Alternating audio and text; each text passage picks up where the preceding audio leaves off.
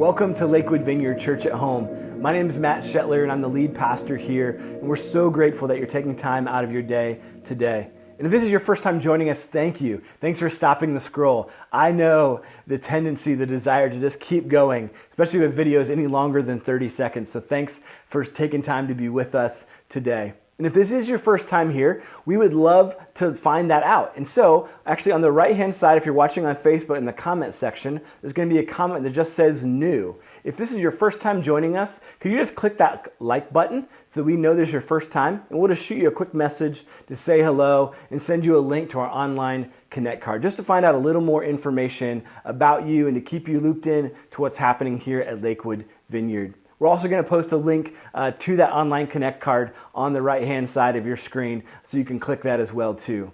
And for every online Connect card we receive, we actually donate $5 to a local organization that's doing incredible work. When we first started, we did that with Lakewood Alive, and now we're giving every $5 for every new Connect card to the City Mission, just a wonderful organization across Greater Cleveland that's helping our homeless population, especially in this difficult time right now, helping them have places to stay, providing them with the resources they need. And so when you fill out that online Connect card, you're helping an incredible organization with the mission that they're on. So thanks so much for doing that. And if this isn't your first time here, those online Connect cards are great ways to communicate with us, to let us know how you're doing, how we can be praying for you, to update us. Of course, if you have any new contact info. And if you've been a part of Lakewood Vineyard for a while, but you're not getting our occasional emails or text messages, make sure to fill out an online Connect card. We must not have the right email address or phone number for you. So thanks again for joining us this morning. So here's what you can expect today in our time together. In the next few minutes, I'll be sharing some announcements and some other important information, upcoming events that you'll want to connect into. And then we'll have a time where we'll give you some information on how you can partner with the ministry of Lakewood Vineyard financially.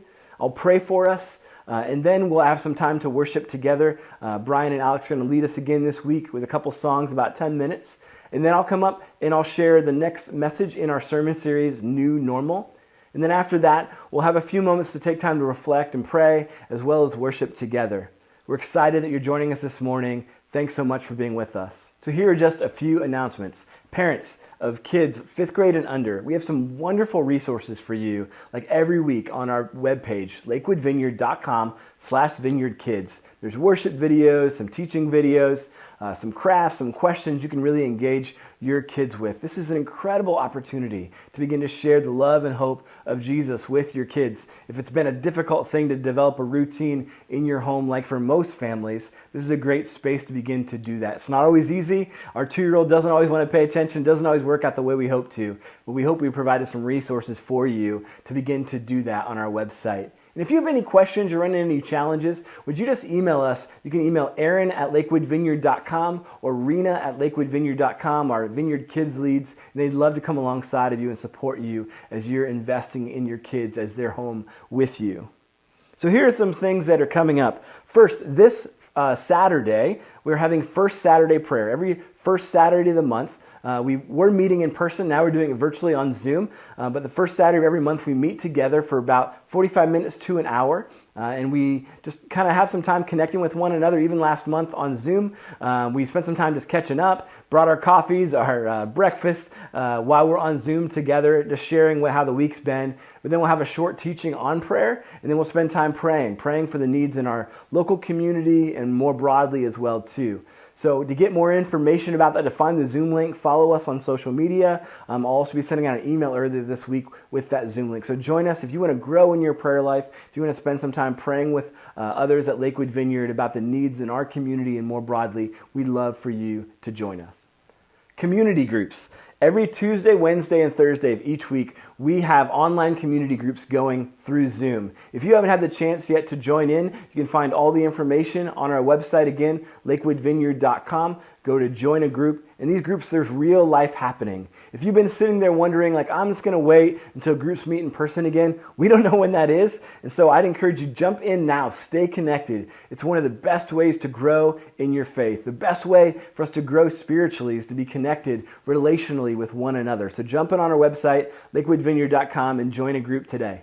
And just as a teaser, we're going to be launching Alpha in the next few weeks. For those of you who aren't familiar with Alpha, it's this wonderful small group gathering where it's just a safe place for you to come together to wrestle and ask tough questions. There's some video teaching, but really it's about the space that's created in small groups. We're doing it online where you can just wrestle through some tough questions, share with each other, where it's a safe place to wrestle with whatever question you might be going through.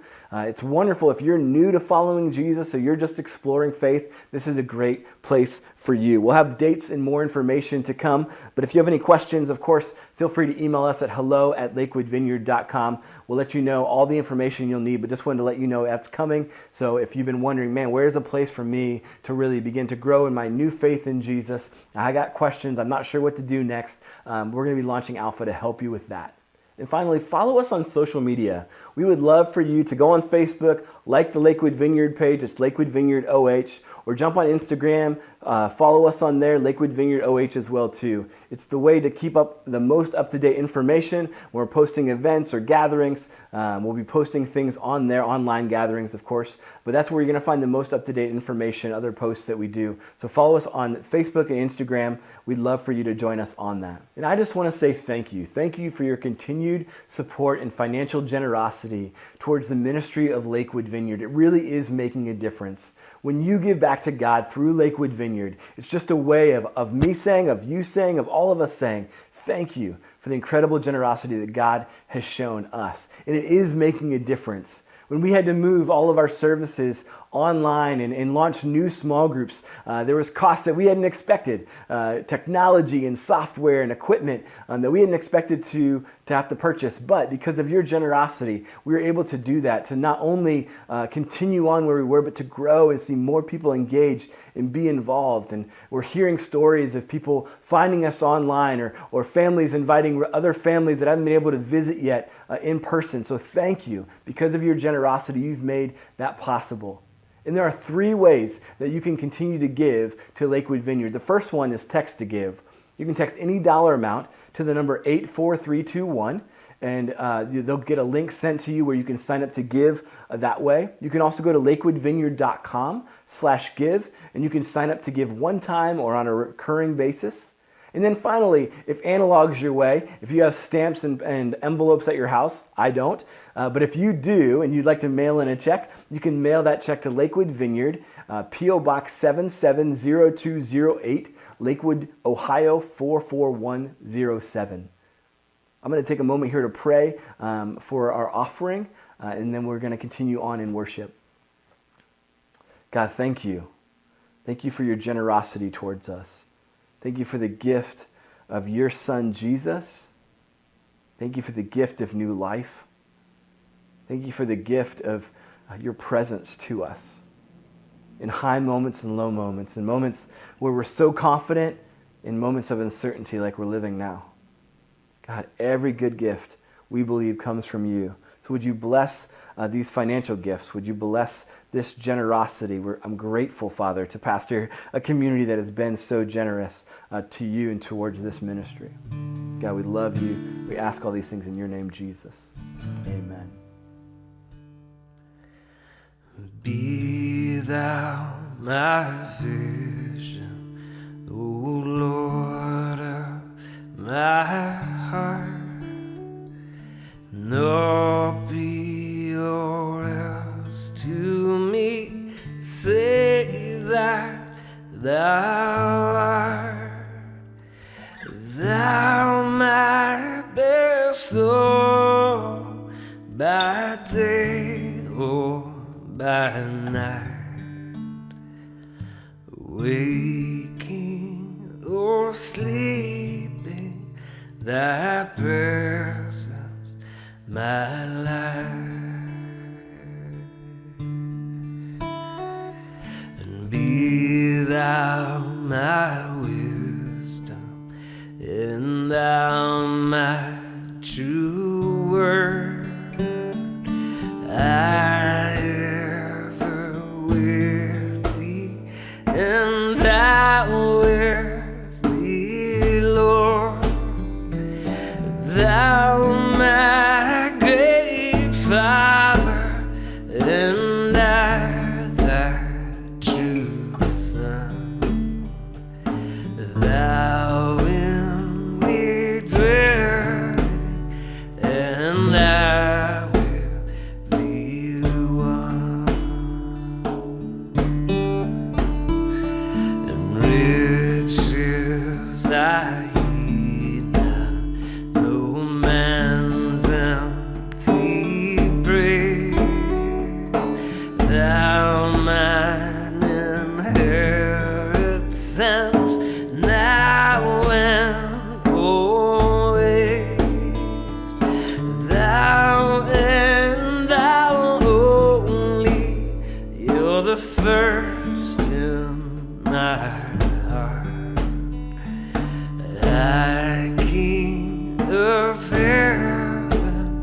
my treasure thou art. And I, King of heaven, my victory won. May I reach heaven's joys, oh bright heaven's sun. Heart of my own heart would ever before still be my vision, O ruler of all.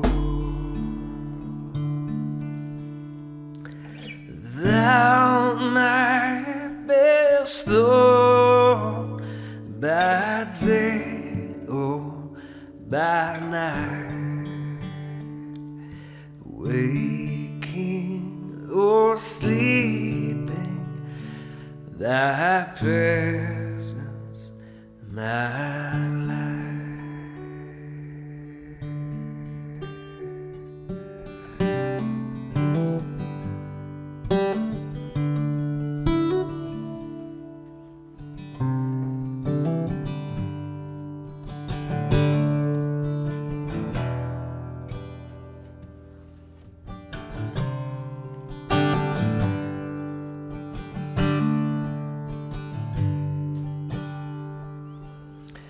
The sun comes up, it's a new day dawning. It's time to sing your song again. Whatever may pass and whatever lies before me, let me be singing when the evening comes. Bless the Lord, oh my soul, oh my soul, worship His holy name. Sing like never before, oh my soul, I'll worship Your holy name.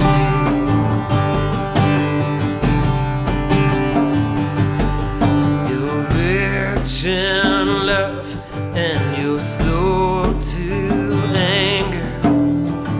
Your name is great and your heart is kind. For all your goodness I will keep on singing.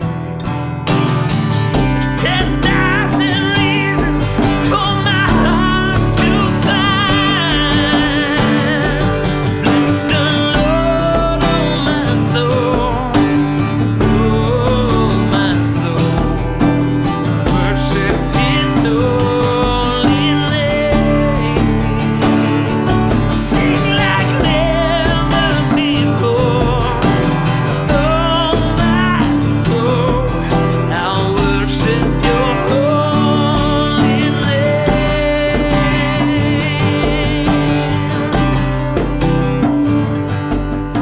And on that day when my strength is failing, the end draws near and my time has come, still my soul will sing Your praise unending. 10,000 years and then forevermore,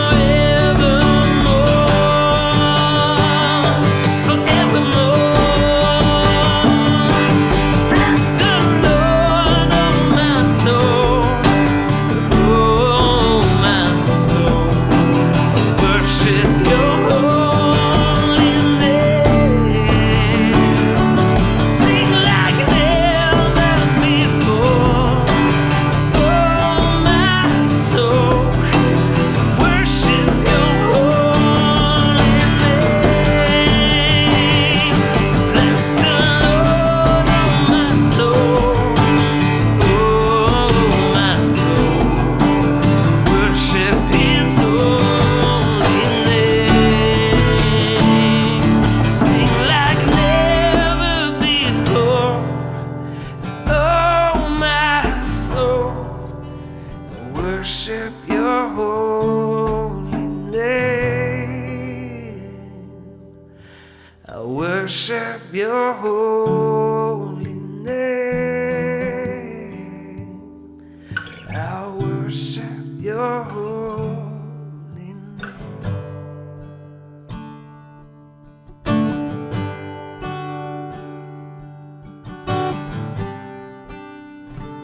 God, we just stop and pause. We pause in our day. We just invite your presence. We just want to stop and be present to you, God. All the thoughts, all the swirling ideas and emotions, all the things we have to do still, God, we just lay them at your feet. We just invite you, God. We say, come, Holy Spirit. Be with us as we worship, as we pray. God, would we hear your voice? We hear you speak to us. Meet with us, Lord. That's the longing of our heart, is just to be with you, to experience this new life that you promise, that you give us, that you came to give us in Jesus. Lord, we ask all these things in your Son's name. Amen. So last week we began a new series called New Normal that's looking at the new life and really the lifestyle that Jesus invites us into when he says to us, follow me. That Jesus, when he says that I'm the way, the truth, and the life, means that he's literally the way. Not just the way that we find acceptance before God, and not just the way that we find his deep love for us and acceptance and belonging in him, but also he's the way. He's the way that we live our everyday life. The rhythms that we establish, we can find in him. We see modeled in him. And we looked at this really wonderful way that the Message paraphrase captures the feel, the very nature of what the Jesus way is supposed to be like. And I read it last week. I'm going to read it again. In Matthew 11:28 through 30 in the Message, it says, are you tired? Are you worn out? Burned out on religion? Come to me. Get away with me and you'll recover your life. I'll show you how to take a real rest. Walk with me and work with me. Watch how I do it. Learn the unforced rhythms of grace. I won't lay anything heavy or ill-fitting on you. Keep company with me and you'll learn to live freely and lightly. In this, Jesus' invitation isn't to a life that's easy, but he wants us to show how to live in his way. Freely and lightly, these unforced rhythms of grace. And this invitation to follow him is this invitation to be his disciple, his apprentice, his follower, to be with Jesus, to become like Jesus, and to live our lives like Jesus would. And the way we do that is by looking at the what of Jesus' life. What did he do? How did he live in the public times, but even more importantly, in the private, everyday moments? And what Jesus followers throughout the history of the church, when they've called these things, when they've distilled down and captured the rhythm of Jesus' everyday life, we've called those the spiritual disciplines or spiritual practices. Because we want to know what were Jesus' rhythms of life. What were the patterns that he had, the values he lived into? How did Jesus care for so many people, meet so many needs, have so much expectation put on him, and not live continually overwhelmed or anxious, but living this gentle and light and free life? And today, I want us to take a look at a key element to all of this, the pace of Jesus. I want us to take a look at what was the pace of Jesus? What was the speed of Jesus? What was the pace of his life?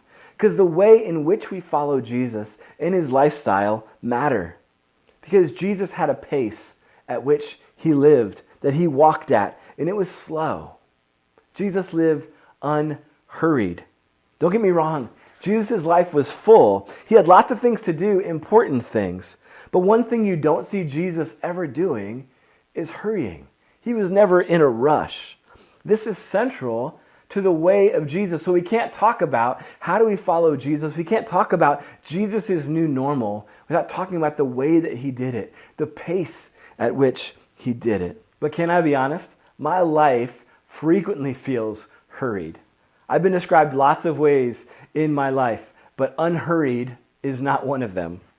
And I don't just mean because my life has gotten busier by planting a new church or having a 2-year-old at home with another kid on the way, or having to move all of our church and community groups online. I don't mean just those things. Those things are really good and important things that I wouldn't want to do without. And other things like family time and date nights and cooking and grocery shopping on Instacart and time spent with the Lord and Zoom calls, lots of Zoom calls. They're important things. And those are all wonderful things.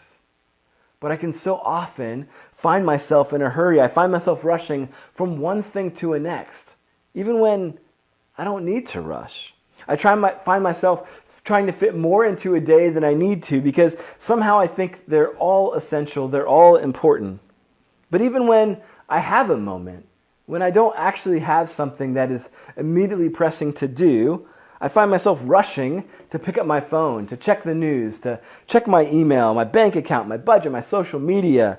I'm hurrying from one task to the next. Even if they're not demanding it, I demand it of myself. I have to stay busy, stay distracted, always feeling like I'm in a hurry. Can anyone else relate? I bet you can. If someone asks you, how are you doing? What's our response? I'm good, busy, or busy, but I'm good, or we're good, but we're busy. How are you? We have that same response, right? It's just a common response. And I, of course, could name off all the studies and talk about the research that shows how when we live hurried, busy life, when we live anxious lives, when we don't have any margin, when we don't take time to rest, when we don't slow down, all the negative physical and emotional toil that puts on our bodies, on our relationships. But I don't really think that any of us need to be convinced that the way that we live this hurried lifestyle, this rush that we're in, is actually good for us. And I think we're probably starting to see it even more now because many of us have been forced to slow down, at least on the outside. Well, maybe not even there. For some of us, we might have less that's been forced upon us, but we've taken up even more things to do. At the very least, you're hearing people talk about how they're slowing down, what they've done in their free time. And you're wondering maybe where their extra free time came. But it's made you stop and think about your life. What pace am I living at? Is this sustainable? Do I want to continue this way? Why am I always busy? What am I always in a hurry for? And we could all ask the question, why are we all so comfortable with this lifestyle of hurry if we know it's not good for us? And I think it's because it's the water that we swim in. In this oft-quoted speech by the late author David Foster Wallace that he gave at Kenyon College in 2005, he tells this story. And Wallace was an author and a poet, and he tells a story.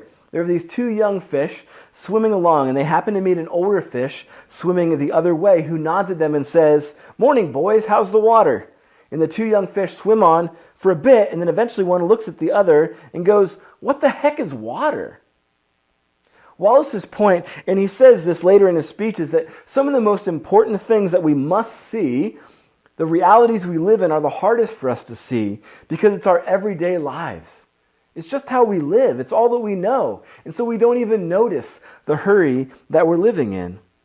We're swimming in the water of life that's moving at 1,000,000 miles an hour, but it's just how things are.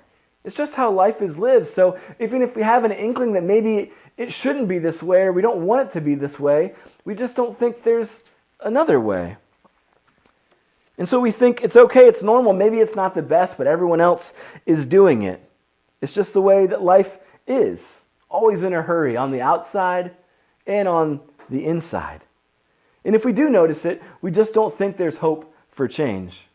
For some of us, like I mentioned before, there's been this season where we have slowed down. We've started to see how hurried, how busy our life really was.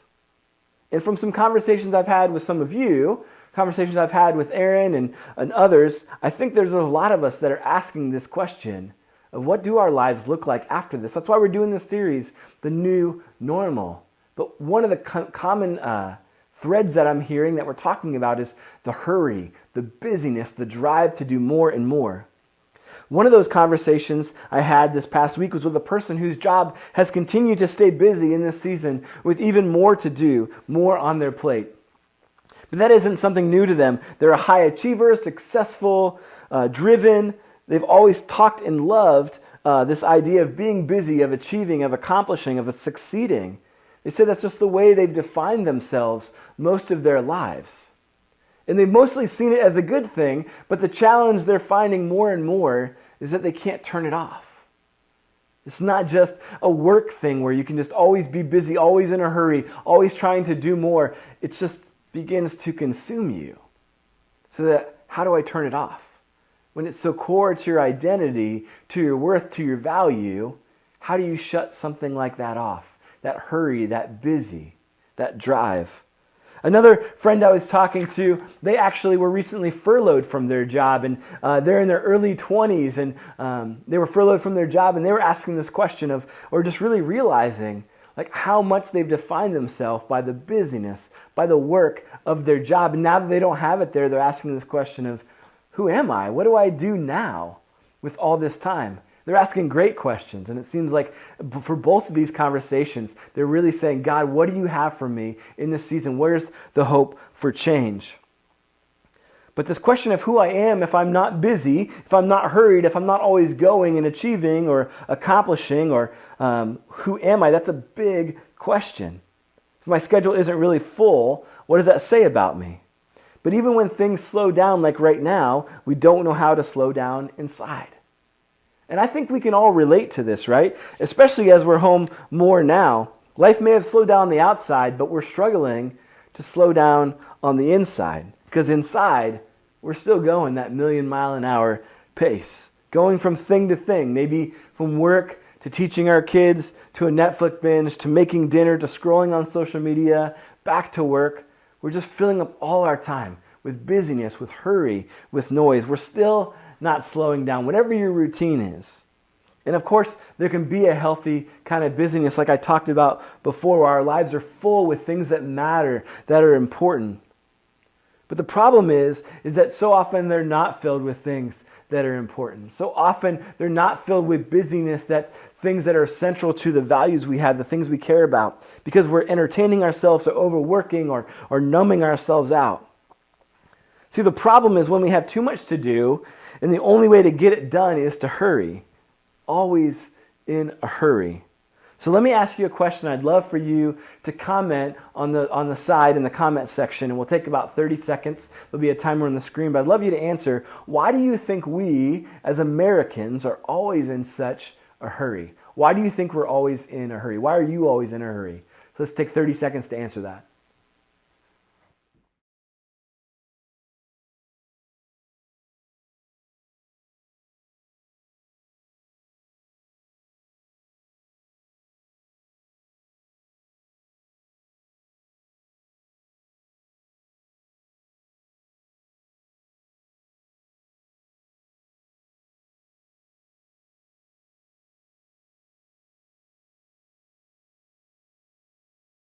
Thanks for doing that. Thanks for taking time to leave those comments. But here's the thing. It isn't just our emotional or relational or physical lives that are affected by hurry. Dallas Willard, who I quoted last week, said this: "You must ruthlessly eliminate hurry. Hurry is the great enemy of our spiritual life today." And before you quickly disagree, stop. Just think for a moment. What keeps you from walking in the way of Jesus? What keeps you from saying yes to this new normal that Jesus invites us into? If we think about that passage in Matthew that I read earlier, man, who doesn't want that, feeling this unforced rhythm of grace, this living freely and lightly? Why wouldn't we want that? What keeps us? Willard says, for our generation, for the culture that we live in the Western world, in the U.S., is that it's hurry.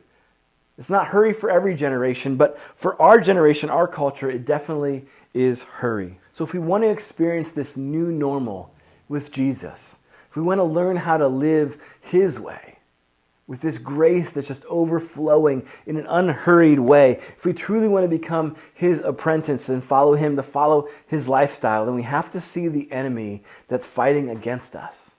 It's hurry. And there's this snapshot into Jesus' life that we find in Luke chapter 10, 38 through 42, where Jesus uses the differences between two sisters to teach us a few things about hurry. It's the story of Mary and Martha. Some of you might be familiar with it. So let me pray and we'll dive in.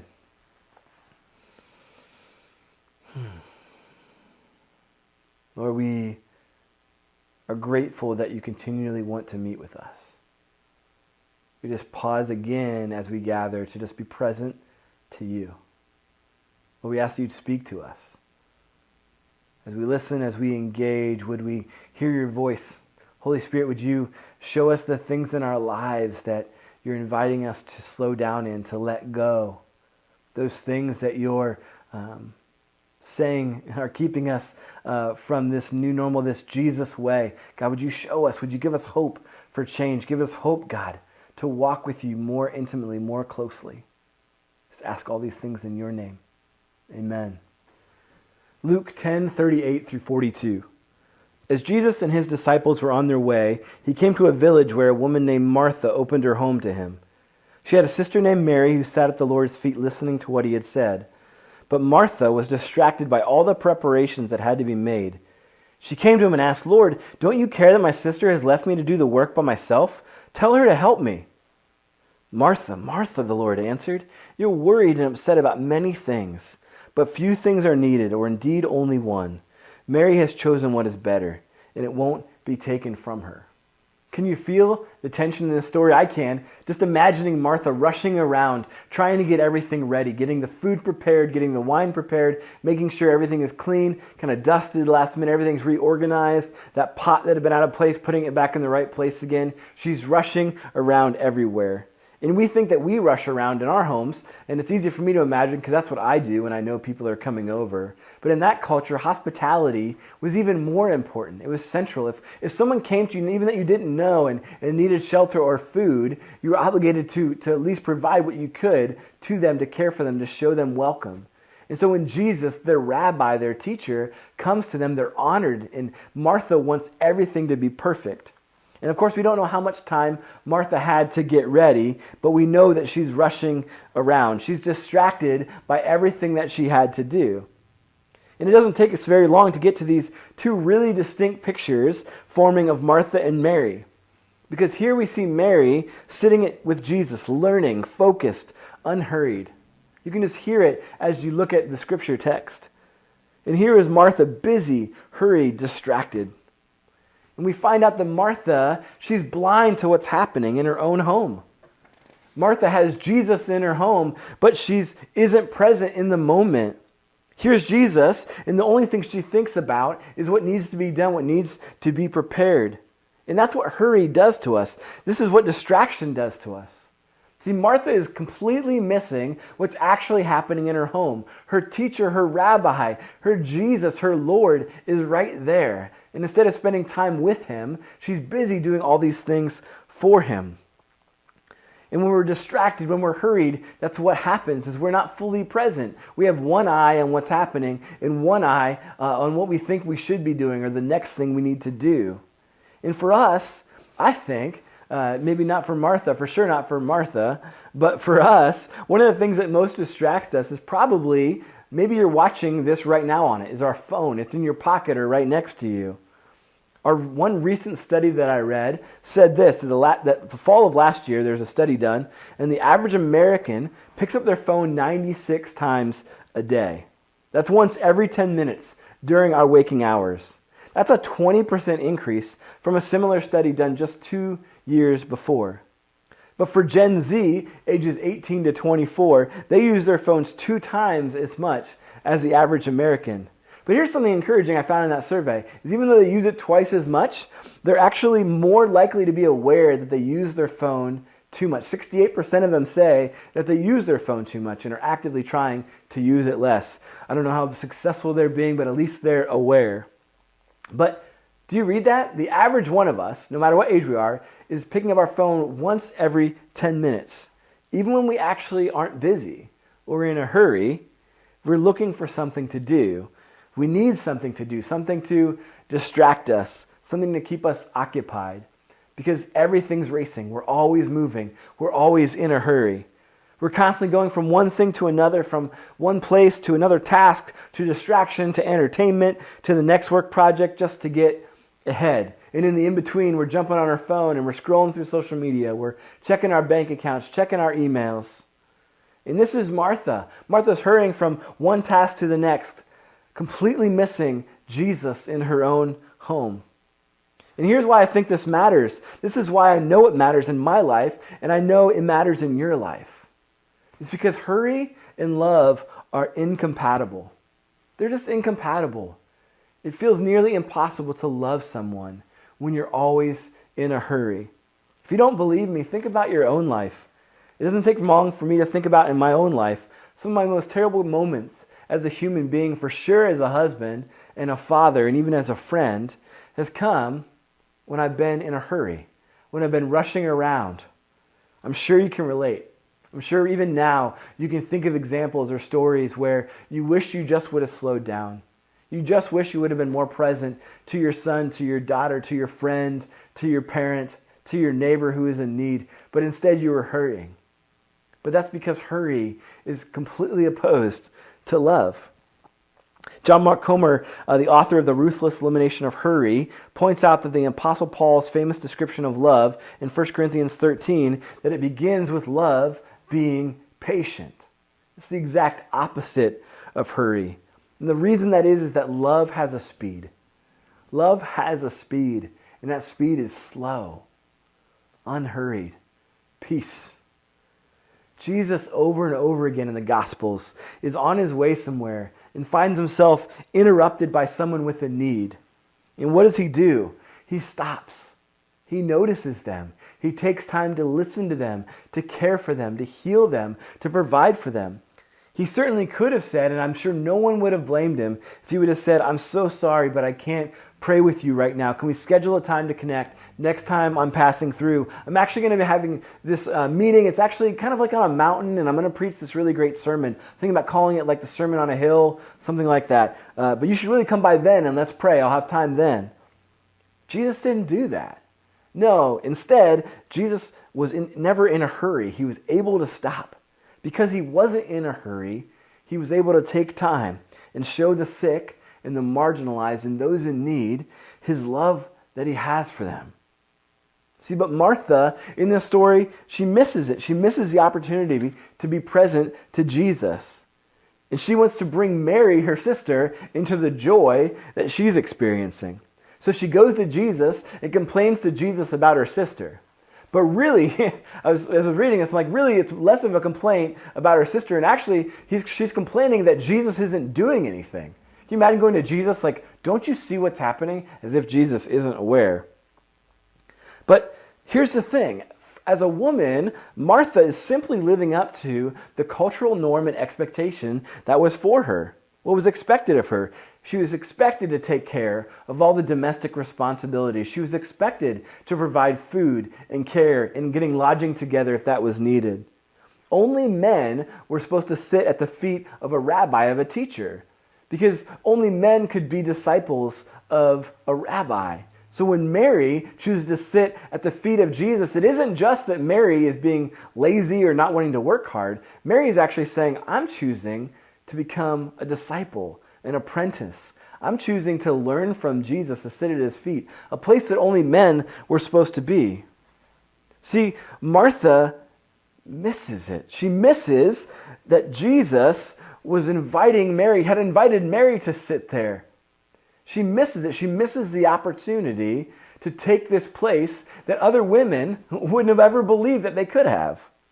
And it wasn't that Martha doesn't believe that Jesus is worth following or listening to. She calls Jesus Lord throughout this passage. But she isn't able to hear this invitation that Jesus is giving to her to simply be with him, to learn from him, to break these cultural restrictions and find herself as a disciple, to find herself as an apprentice. Jesus says this to Martha: "Martha, Martha, you're worried and upset about many things, but few things are needed, or indeed only one." There's this great quote by a Catholic writer, Ronald Rolheiser, who says this about the current state of hurry and distraction. "It's not that we have anything against God, depth and spirit. We would like these. It is just that we are habitually too preoccupied to have any of these show up on our radar screens. We're more busy than bad, more distracted than non-spiritual, and more interested in the movie theater, insert Netflix or Disney Plus, the sports stadium, insert fantasy sports leagues, in the shopping mall, insert online shopping, in the fantasy life they produce in us than we are in church. Pathological busyness, distraction, and restlessness are major blocks today within our spiritual lives. Are you sensing a thread? Are you sensing a common thread today of some of these great spiritual writers, what they're seeing as a major problem in our desire to grow spiritually, in our pursuit of wanting to follow Jesus? It's this hurry, it's this distraction that we're all finding ourselves, the water that we find ourselves swimming in. It's this enemy that's pressing up against the life that Jesus has invited us into. And it's so important for us to be aware of what we're fighting, especially as we're in this series, especially as we're talking about we're hungering for this new normal, to walk with this easy yoke that Jesus offers, the unforced rhythms of grace that he invites us into. Because hurry and distraction are the enemies of this kind of life. And we have to be aware of that, or else we'll find ourselves living lives that are so much less than what we were created to live, so much less than what we ever hoped for. We find our lives living lives that are shallow, where we aren't fully present to our families, to our friends, to ourselves, and especially to God.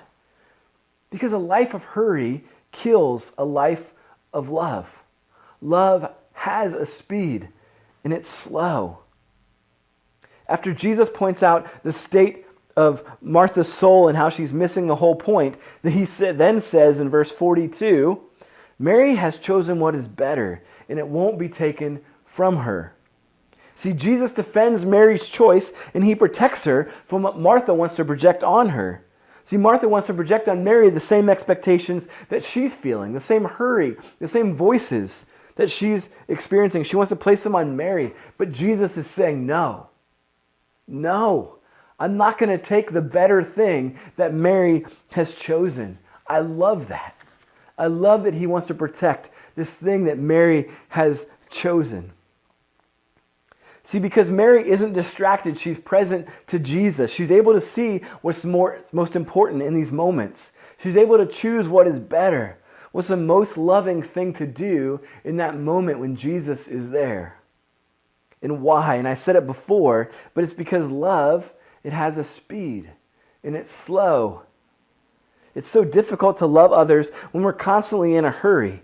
And we can all think of those times when we messed up, and I mentioned them before, but think of those times when you did stop, when you were present, when you did slow down to care for that person in need, when you did stop to have that conversation that you didn't think you had time for. Man, those are moments when you chose love, when I chose to love, when I simply slowed down. And that's love, when we're present, when we move slow, when we're slow on the outside, but even more when we're moving slow on the inside, when we're not hurried. The problem with Martha and Mary isn't that Martha wanted to serve Jesus practically and Mary wants to just sit quietly and learn. That's not the problem, because there's times when we need to be active and proactive and serving in those really practical, tangible ways. And there are times that we just sit with Jesus. But the problem is that Martha wasn't present. She was distracted, she was hurried, and she missed what was most important then, of just being present. And this is true of our relationship with God. I said this last week after worship, but in worship and in prayer, our invitation is to become present to God, who is present to us. But we can't do that when we're in a hurry. We can't become present to God when we're distracted. We simply can't. Hurry and prayer, just like hurry and love, aren't compatible. Not in any ongoing, sustainable way. See, for us to pray, for us to worship, is that we have to have space in our hearts, in our minds, to become present to the God who has loved us with infinite love. To actually think of Him. Like the quote I read earlier, it isn't that we have anything against worship and prayer as ideas. We simply don't have the time. Or we simply don't take the time. We don't do and choose the better thing. The thing that Jesus says is needed. But Mary did. She chose the better thing, what was most needed. All of this talk that we hear right now about essential business and essential employees and what's non-essential. In this time at Martha's house, Mary chose what was essential, what was better. She chose to let go of distractions and external expectations that were placed upon her culturally and wanted to be placed upon her from her sister. And she sets her eyes on Jesus to learn from Him as His disciple, because she chose a life of love and not of hurry. So how do we do this? How do we live this life of love, this unhurried life of being present to God, to our friends, our family, to those who are in need? How do we live that life, this unhurried rhythms of grace in our private times, in our quiet times, and in our public life? How do we do it? And even more, if Jesus was you, how would he live this out in your life as a single parent or a high school student or a recent college grad or someone who just got laid off with work or a parent who's trying to figure out how to teach their kids at home? How do we live this out in our context? Well, I don't think it'll probably come as a surprise with the whole theme of this message, but I think he would slow the heck down. He would slow down. But of course, this can be easier said than done. And I think there's two crucial elements, and we'll expand much more broadly in the coming weeks about really practically how do we do this. But the Jesus life is one of beauty, of these unforced rhythms like we've talked about. And I think following Jesus, beginning to live this lifestyle, is actually kind of a lot like jazz music. Now, I'm not a musician of any kind. I don't really have any instrumental ability. I can't play any instruments, but I love music and I love jazz music, and I love jazz improv, especially live. Being able to see an incredible upright bass player with a drummer and maybe a guitarist or a saxophone player or someone on the piano. And when they just begin to play, they're playing together and all of a sudden they begin to improv and just begin to play something that seems completely different and dissonant, but it all comes together. It's this incredible, beautiful music. It's amazing to see how they do it. But in jazz improv, the reality is that you have to know the chords. The more you know the chords, the harmonies, the melodies, the patterns, the general structure of jazz music, the greater freedom it actually gives you to improvise. One author said that improvisation is essentially finding freedom within certain boundaries, dictated by melody, harmony, and rhythm. And I think it's the same in answering the question of how do we choose the Jesus way, a life of love, a life of beauty instead of a life of hurry, is we need structure and we need improv. See, the first thing, and we actually don't find this in the story of Martha and Mary, is that throughout Jesus' life, Jesus had a structure to his life. He had a rhythm to his life. In the midst of all that he had to do, all the demands he had, he consistently did several things. First, he regularly pulled away to be with his Father in solitude and silence. He would often do it early in the morning. And then other times he would go away for a day or a few days or weeks, sometimes with his disciples, with his friends, and they would just get away from the crowds, get away from all the people clamoring with needs, and just to get away to be with the Father. And then he practiced Sabbath. Every week he took a Sabbath, a full day off from work to rest and to worship, to be present to God, to remember that even God rested during creation. And Jesus practiced simplicity. He didn't need a lot of things, and so he wasn't driven to work, to achieve, to make more money, to have more possessions. He knew who he was, and he continually chose the better thing. And these are just a few, but he built structure into his life. He built rhythms into his life that he followed, that created limits for himself. By taking a day off, by taking mornings away, he created these limits of when he could be active, when he could work, and when he would rest, when he would just slow down to be with the Father. These limits, they created margin, they created space. But not just space for just rest alone, but it created opportunities to simply be with God, to hear from him, to be refreshed by him, to encounter his love, to be reminded of what was true about his Father, true about himself, true about the people that he had came to give his life for, what was most important.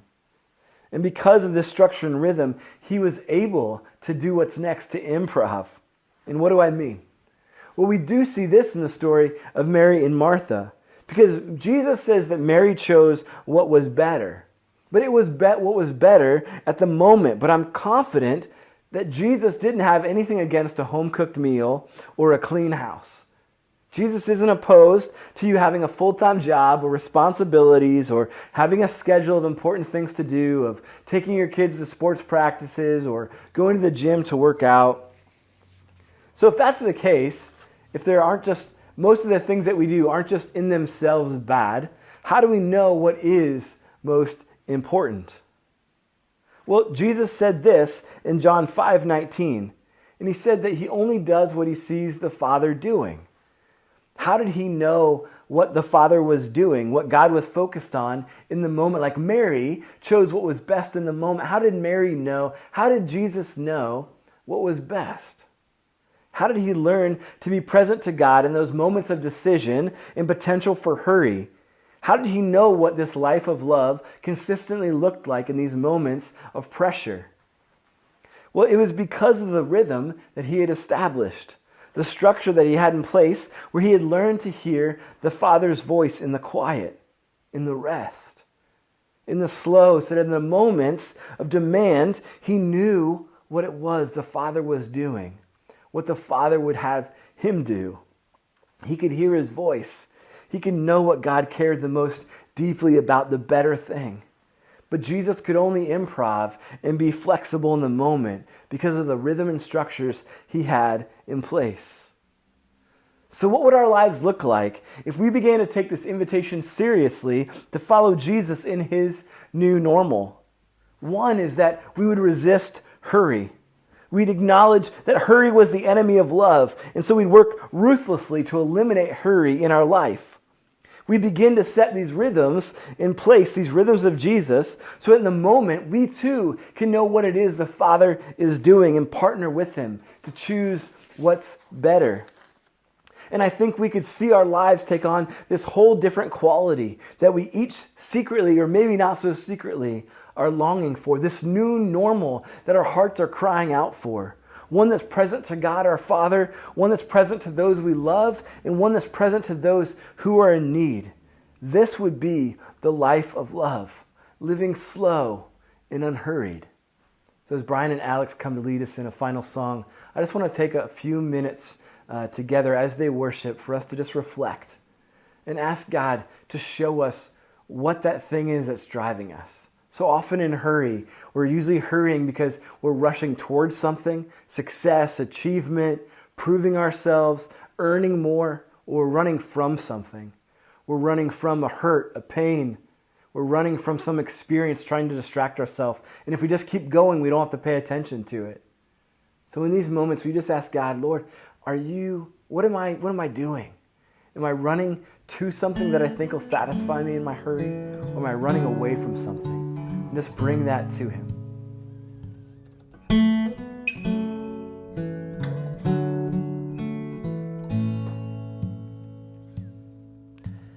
Thank you for the cross that you have carried.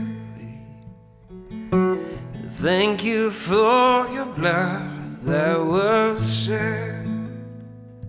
You took the weight of sin upon your shoulders, sacrificed your life so I could live.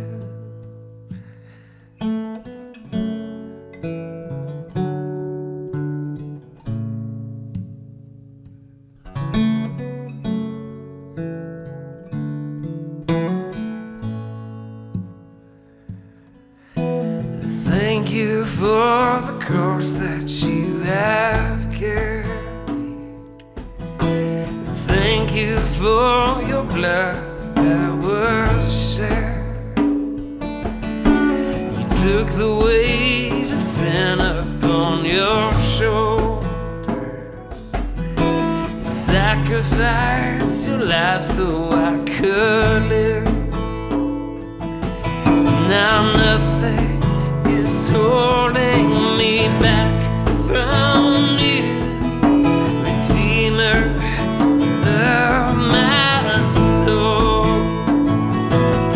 Now nothing is holding me back from you.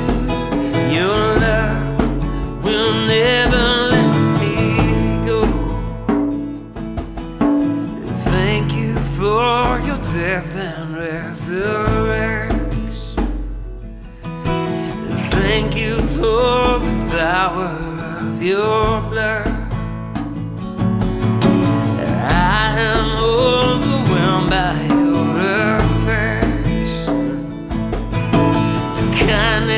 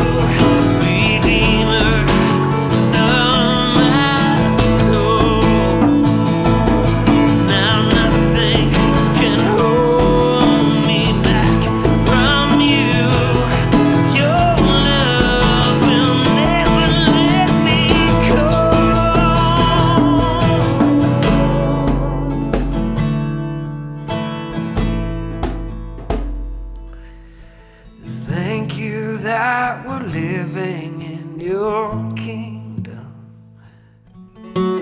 Jesus, you're the King upon the throne.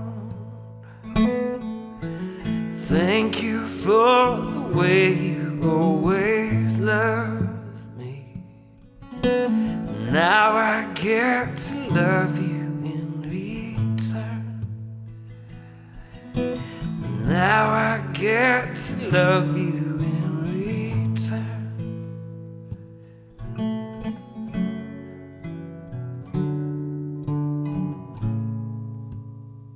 Well, thanks again for joining us this week at Lakewood Vineyard. I'm so glad that you took time out of your day to connect with us. We're going to be coming back here next Sunday as well too. So join us. Jump into an online group this week if you haven't had a chance. And this Saturday morning at 9 o'clock, jump in on our Zoom call, our first Saturday prayer, to pray with us, to connect with us, to grow in our prayer life a little bit as well too. So love you guys. Thanks so much. We'll see you soon.